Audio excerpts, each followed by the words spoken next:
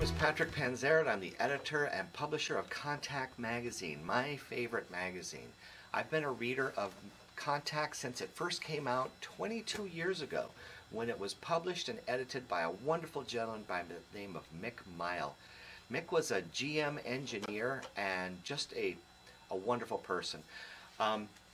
He was building a very easy at the same time that I was building my Dragonfly, and he was subscribing to the newsletter that I was publishing for the Dragonfly community at the time, and that's pretty much how we met. Mick began publishing Contact Magazine out of frustration. There just weren't engines out there that were available, that were affordable. Most builders ended up having to buy a used aircraft engine that they fretted with and spent money on trying to get it to run right.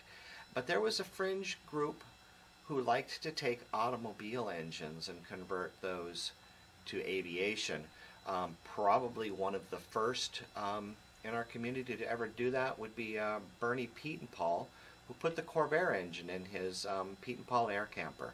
A perfect example of the type of ingenuity and thinking that comes into the publications that Mick Mile produced.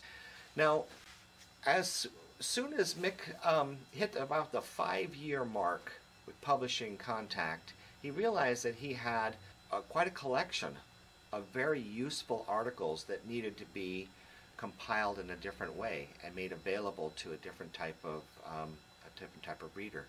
Those who were more focused on alternative engines as opposed to the entire airframe or the propellers or the radios or the other stuff that are published in Contact Magazine. About 5 years after Mick produced his first issue, he realized that he could compile the engine articles into a book, and that became Volume 1 of Alternative Engines.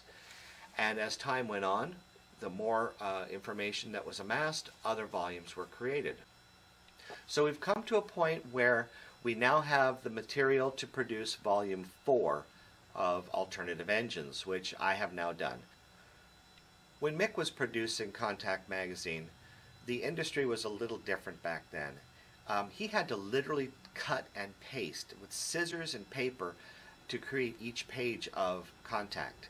When I took it over 10 years ago, desktop publishing was very prevalent, and I embraced that, and every issue that I've produced has been digitally produced.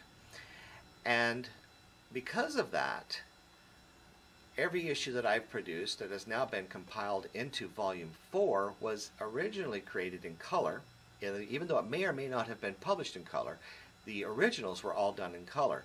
So every article that's in Volume 4 is available in color. So it's like, why not do it? Why not take all of that beautiful photography and artwork that was produced in color in Contact Magazine and create Volume 4 in all color? It just makes sense. However, it's very costly, especially in the small quantities that we end up publishing.